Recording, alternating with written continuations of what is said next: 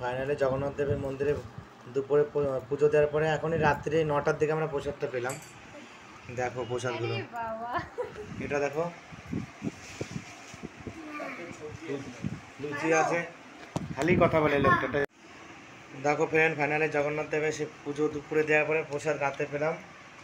এটা সবজি, এটা পুরি, এটা মালপোয়া, এটা কি মিষ্টি, এটা মিষ্টি। দেখো এই যে সবাই বাবা মা সবাই, সোনালি অনিরুদ্ধ সবাই খাচ্ছে বসে ঠাকুরের প্রসাদ। আমি এখনো বসিনি, আমি ভিডিও করছি, আমি একটু পরে খাবো। দেখো অনিরুদ্ধ বাবু কি সুন্দর চুপচাপ বসে খাচ্ছে, শান্ত ছেলে।